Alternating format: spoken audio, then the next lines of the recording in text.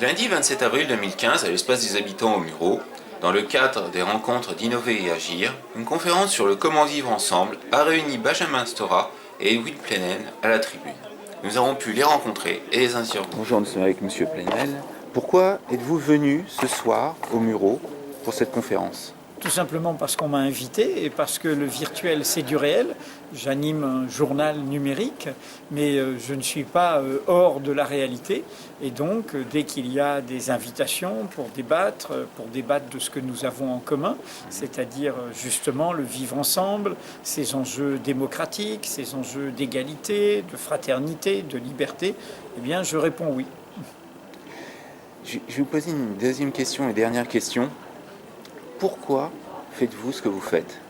Parce que je suis un citoyen et que je suis aussi journaliste. Un journaliste et un citoyen, c'est indissociable. Pourquoi ?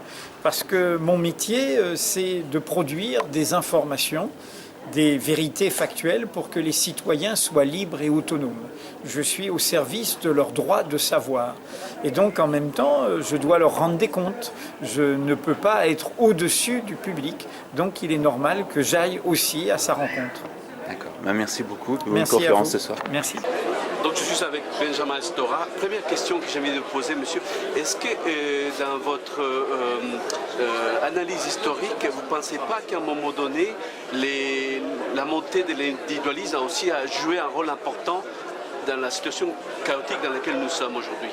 Autrement dit par là, c'est que l'individualisme prédomine et par conséquent les collectifs, même si vous avez raison sur les idéaux et les idéologies qui ont flanchi, quand même la montée de l'individualisme a joué un rôle important dans cette marasme qui touche non seulement la France mais aussi les autres pays européens, voire occidentaux.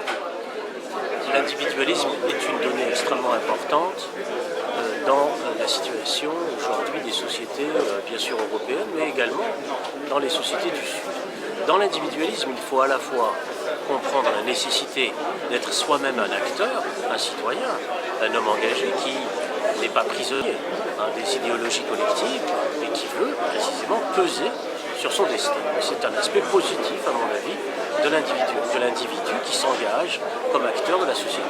Mais il y a également, dans ce qu'on appelle, ce que vous appelez l'individualisme, il y a aussi un aspect par là parce négatif. que les économistes appellent hédoniste et tout ça. Cet aspect négatif, c'est en fait le refus de l'engagement collectif.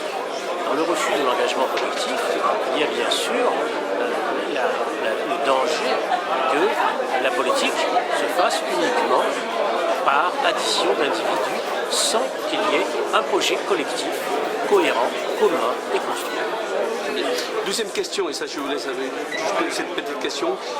À un moment donné, on a parlé des questions sociales, des questions politiques, d'accord. Mais aujourd'hui, avec les finances, qui sont comme des finances qui ne sont pas régulées au niveau mondial et dans un contexte mondialisé, l'économique a quelque part pris le dessus sur les politiques. Et là, on est quand même coincé. On ne peut pas aujourd'hui revenir en arrière selon les économistes néoclassiques.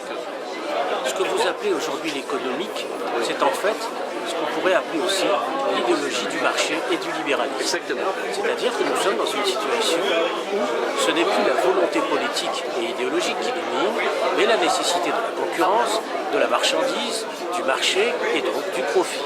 Donc nous sommes dans cette société-là, dans ce type de société où les experts, ce que l'on appelle entre guillemets les économistes, sont quasiment tous des partisans de l'économie libérale.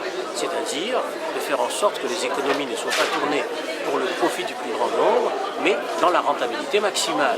C'est la rentabilité maximale qui est effectivement le moteur de tous ces théoriciens entre guillemets. Un grand moment avec des personnages illustres qui donnent une vision intéressante sur notre société.